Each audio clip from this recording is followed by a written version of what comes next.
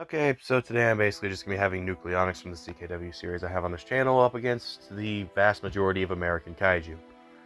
So you can expect to see quite a few opponents here. It's basically just going to be a big gauntlet run for this oversized Baryonyx to go through. Starting off with the kaiju that basically started everything in America monster-wise, we have Kong from the 1933 film. And yeah, King Kong doesn't do too hot here. This pretty much goes for all the weaker variants of King Kong. This would include stuff like the 2005 King Kong, as well as the Kongs we saw in the 80s, 90s era. Basically, he's just screwed. His maximum scaling is typically in a small to large building range. You can get him higher off some stuff from the canon books and stuff that's canon to the film, kinda. As well as lore for Skull Island and all that. However, none of it even approaches mountain level, or even really gets to stuff like city level, really. So that's not gonna do very well when Nuclearonyx, even in the first episode, is going up against Tyrantus, a guy who's consistently stated and shown to have a pretty passive energy of around Dwarf Star, and at his maximum, he's more comparable to like a supernova. Obviously, Kong isn't doing too hot there. Next, we'd have a slightly stronger, but overall not too much higher than Kong character, Rhedosaurus from Beast 20,000 Fathoms. It's pretty much the same situation here. The only argument I can see for Rhedosaurus doing any real damage to Nuclearonyx is if Nuclearonyx decides to eat him for whatever reason, or doesn't instantly obliterate him and ends up getting some of his blood on him, as his blood is pretty dangerous to basically any living thing. Though, due to the radiation just constantly going through Nuclearonyx, he doesn't really have to worry about any sort of illness or poison to begin with, for the most part. So the odds of it actually killing him or doing severe damage to him over time are pretty slim. And again, Nuclearonyx could probably just obliterate him right off the bat. With his baseline already being Dwarf Star to Star level long before he reaches his peak, most characters are kind of just getting obliterated. After that, we have the Tristar version of Godzilla, as well as the Godzilla from the Tristar animated series, that being Zilla Jr. and Zilla respectively. I'll also be using the Final Wars variant of Zilla for this as well, just because that kind of amps the scaling a little bit, depending on what scaling chain you use. That doesn't really do much against even a juvenile Nuclearonyx. Starting off, the original American Godzilla isn't doing too hot. In the film that this Godzilla originates from, Zilla was basically taken out by 2 torpedoes. Granted, they were from a nuclear sub and were probably some of the strongest torpedoes in the US military, plus weapons in this film are shown to be stronger than their real-life variants consistently. That's still not really breaching like city level. There is a couple feats within the film that have calcs that get up to town level, such as when Zilla went through that massive skyscraper that's considered town level. That would be pretty casual for Zilla as well, so you could argue city levels on a higher end. Or at the very least, just city levels when Zilla's trying their best. But that's not really comparing to Dwarf Star level. The same thing pretty much goes for the other 2 as well. The Final Wars variant, you could argue, kind of scales to Final Wars Godzilla in speed, as they kind of reacted to some of Final Wars' attacks. Final Wars Godzilla has consistent, massively faster and light arguments, or at the very least very heightened to faster and light. That doesn't really help here much either, as although Nuclearonyx isn't massively faster and light within the first episode, he's still reacting to stuff like muon beams, which are faster and light in the series. So even if Final War Zilla was faster, nothing that Zilla shows in terms of actual combat-like ability would really do much, other than that Zilla having actual fire breath that doesn't rely on there being an open flame. Zilla from the series does do pretty well. Zilla Jr. is pretty strong for a Godzilla, even in comparison to some of the newer Godzillas, like -1 and Shin would get pretty much obliterated by Zilla Jr. Zilla Jr. has country level arguments through the beam clash that basically created a country level storm. That said, that doesn't do well against a character that's, again, Dwarf Star level. It's probably going to get a little boring if I continuously go over all the weaker monsters, but Zilla Jr. does do okay-ish against maybe a pre-mutated Tyrantus, who, although he does have far higher durability than Zilla Jr., his AP is probably a lot weaker. I have a video on him versus a Devil Joe. He struggled to hurt a Devil Joe despite being far, far more durable. Moving to a way worse film company, I'm going to Asylum now. Yeah, I hate these guys. They make mockbusters, essentially just rip off monster movies along with other stuff. They also made Sharknado and the Mega Shark series, which are both horrible. But ignoring that, I'm going to be talking about Mega Shark and Ape vs. Monster. Ape vs. Monster, pretty bad. None of the characters in the entire thing are really all that strong. They're hyper inconsistent. Their size changes every single scene, and as does their power. But at best, they're roughly equivalent to like Zilla if you want a highball. That's still not great. And even at their highest sizes, they're like dwarfed by like 2014 Godzilla, who juvenile Nuclearonyx is a little bit taller than, around 400 feet in his normal height. Well, his normal stance. And in terms of weight, Nuclearonyx is consistently pretty even with how big monsters are in the Monsterverse, at least when you look at the size comparisons between the two. So he's a little heavier than 2014 Godzilla as a juvenile. As an adult, he's heavier than Shimo due to all the mechanical parts in him and all that. But he's not like super heavier than Shimo. He's only a little bit heavier than her. Regardless though, he's absolutely mauling these two. And then he's mauling Mecha Ape, who is just like a hyper downgraded version of Mechanic Kong, who he would also beat in a fight. The American Showa Kong, not the one from Godzilla vs. Kong, the original one. The second Showa Kong, he would most likely beat in a fight. All the showings in that film are pretty poor for both him and Mechanic Kong, but Mecha Ape here is getting mauled pretty bad. All the weapons that robot has, Nuclearonyx basically just outclasses in every conceivable way. And then the ancient creature from the third film is just like a dollar store Cthulhu with no real good feats outside some statements that you could kind of wink. Regardless though, off just on-screen stuff, Nuclearonyx is probably just obliterating the weird squid thing like out of the sky in like 3 seconds. So that's how that film franchise goes. Mega Shark puts up a pretty decent fight for the most part, but there's some problems here with some of the ways people like to scale this guy.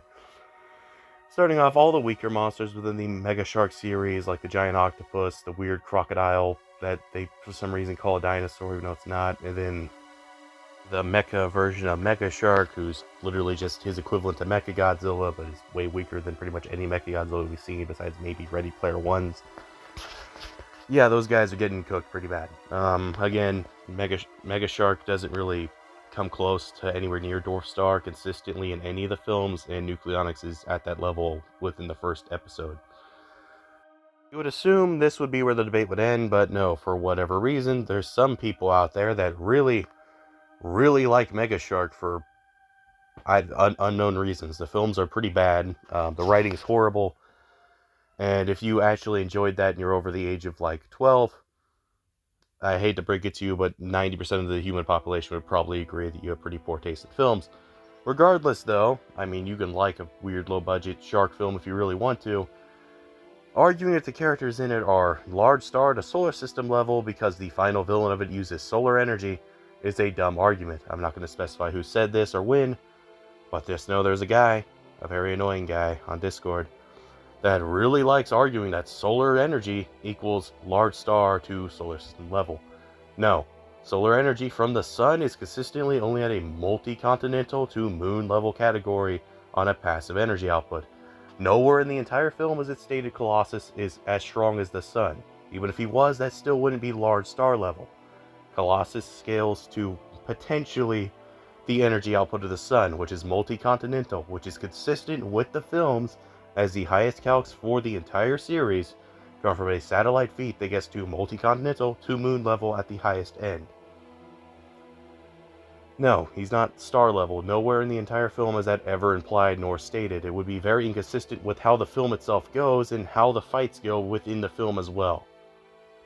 So yeah, no, I'm not sure why people think solar equals solar system / large star level. It doesn't. The sun isn't that powerful. I don't know why that's a thing. Regardless though, despite Mega Shark being almost as big as Nuclearonyx in weight and a little bit bigger in overall volume, he's only lighter really just due to being a shark and having a light skeleton. Mega Shark would pretty much just one-shot him. Dwarf Star pretty much dwarfs even the highest arguments for Mega Shark that aren't blatantly wank, and even if you did want to really give him the solar system arguments, within episode 2, Nuclearonyx is roughly comparable to Dark-Q, who is outright described as a living solar system. And by the time of episode 3, he's significantly stronger than that, as we'll get into later, but basically in episode 2, Nuclearonyx would match and likely beat even the highest wanked version of Mega Shark.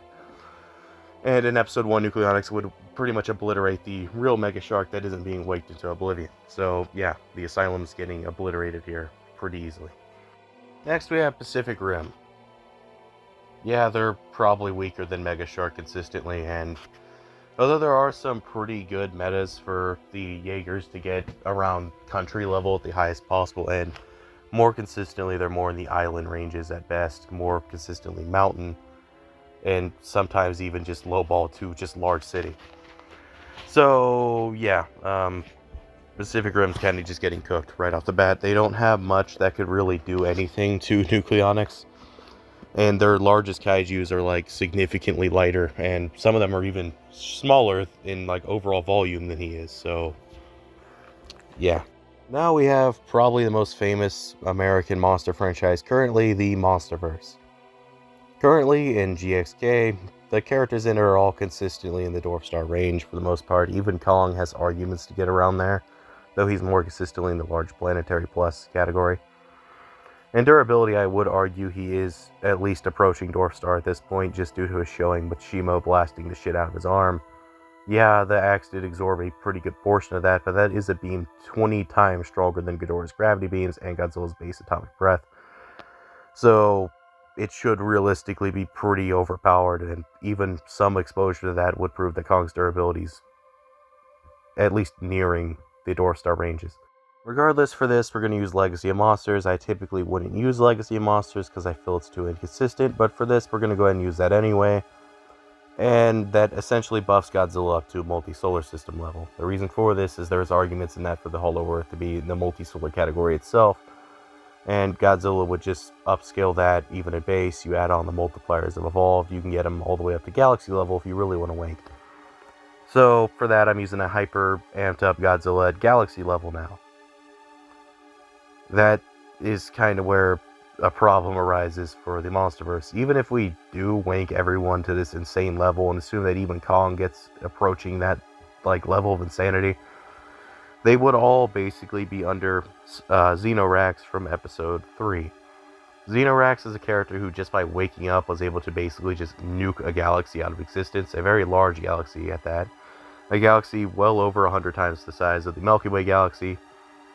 There's no official size for it yet. It is larger than any RL galaxy though. It's the biggest galaxy within the CKW verse that we've seen so far. And the CKW verse is a literal infinite universe with several realms and galaxies that would massively dwarf even the largest real-life galaxies. 100 times, the Milky Way is realistically a low ball for the actual size of it. Regardless though, Xenorax can do that casually. On Earth, he's shown to be significantly stronger, one-shotting dozens of kaiju that should at least somewhat scale to characters like Tyrantus and Dark-Q to some degree. He's also shown to be able to basically one-shot Mystosaurus, who was able to match Dark-Q outright and had actually gotten stronger between the two episodes. And he was stronger than Nuclearonyx up until Nuclearonyx got his first hypercharged amp, which allowed him to actually overpower Xenorax. It's also important to note Xenorax is strong enough to basically end the main part of the CKW universe, which is an infinite 4 to 5D space. If he could outright destroy it is kind of debatable, but he is a threat to it outright and could likely slowly rip it apart over time. Him actively being able to destroy it in one move is, again, not confirmed or really proven yet, but that is technically also a possibility. Regardless, though, that level of power is something the Monsterverse really just doesn't get up to, no matter how far you hype it up. The only argument I've ever seen to get the Monsterverse near that is people arguing that Tiamat from the Monsterverse scales to her mythological counterpart off something in her bio, which is just explaining what the mythological counterpart is, not that she scales to it. So, no, Tiamat doesn't scale to the original Tiamat. That's not how that works. Otherwise, literally all the Titans would probably scale to their mythological counterparts, and everyone in the Monsterverse would be multiversal. some of them being well above multiversal, actually. So, yeah, no, the Monsterverse is most likely getting... They do well for the start of the series. They do well in episode 1, and they do okay in episode 2 if you use Legacy of Monsters. But by the time episode 3 and 4 roll around, they're kind of just getting power crept. Now I'm going to get into the first segment talking about Cthulhu. This is assuming that this is Avatar form Cthulhu, not his true form. Avatar form Cthulhu, when not summoned by a horrible ritual that makes him extremely weak and then getting one-shotted by a boat, is consistently able to basically annihilate massive amounts of stars. He's also capable of creating and basically upscaling a fourth-dimensional realm, that being his city. The city is implied to be fourth-dimensional in the books through a whole lot of statements that kind of just imply that but never outright state that. Regardless, it's pretty consistent with what else we see in the books. I mean, Cthulhu on a pretty consistent end should at least be in the universal categories. It's debatable if he scales to Dreamers or not while in that state. I'd say he probably doesn't unless it's his true form actually like going into the physical realm through some like crazy ritual or something. But on a consistent end, I don't think he scales to Dreamers in his avatar state usually. So he'd be in the universal ranges of power, putting him pretty much on the same playing field as Xenorax, if not a little higher, but again, Nuclearonyx is stronger than Xenorax. By the time of episode 4, we have characters like Solardra, who could shake a massive cosmology even larger than the base universe of Lovecraft, not the full universe, because the full universe of Lovecraft is like more like a megaverse or like even an omniverse than even like a universe or multiverse. But the main universe that majority of the book that his avatar summoned and takes place in, he would be capable of basically destroying that. Solardra is capable of destroying something that's like massively larger than that. So, off that alone, Nuclearonyx probably beats the avatar form of Cthulhu. He does not beat the true form of Cthulhu, as I'll get into later, not even with his highest current scaling. That might change in the future, but as of now, he doesn't scale high enough to beat any of the other gods from the Lovecraftian mythos in their true forms. Next, we have Marvel's Godzilla. Marvel's Godzilla, as a baseline, just kind of scales to Savage Hulk, and he's actually stronger than Savage Hulk. On a consistent end, Savage Hulk is low multiversal. He has arguments to get way higher than that, but consistently, he's low multiversal. Of course, it's comics, so inconsistencies happen. You can scale Marvel Godzilla to pretty insane levels of power if you really wanted to, but on a consistent end, he's really not that powerful. If Nuclearonyx upscales him or not is pretty much up for debate. It depends on how far you take some of the scaling that he has against the Avengers. But regardless, I don't think it would be a stomp one way or the other. I think they're pretty even as of now. Marvel Godzilla on existent end is pretty much just in the same ballpark as current Nuclearonyx. So I can see the fight realistically probably going either way. Now, if you wanted to use the higher possible ends for Marvel Godzilla, scaling the current stuff that he kind of half-ass scales to due to how comics kind of retcon themselves so much, you could argue that he scales to some of the more insane Marvel stuff that would pretty much obliterate the entirety of the CKW verse right now. But I don't think that's at all consistent with the stories he's in or the fights he has within those stories. So, I mean, if you want to scale him like that, congratulations. He solos CKW with like virtually no difficulty. Well, at least the character's shown so far, but if you want to scale him with his more consistent ends, it's a far more even fight. Now, I was going to have a whole segment on Power Rangers, but I feel like that would just make this video like half an hour long because how much I'd have to talk about. So I might end up doing a solo CKW versus Power Rangers video later, because that's a pretty even matchup for the most part. But instead, I'm just going to skip right to the end with the full power forms of Cthulhu. Cthulhu at his best is beyond infinite dimensional.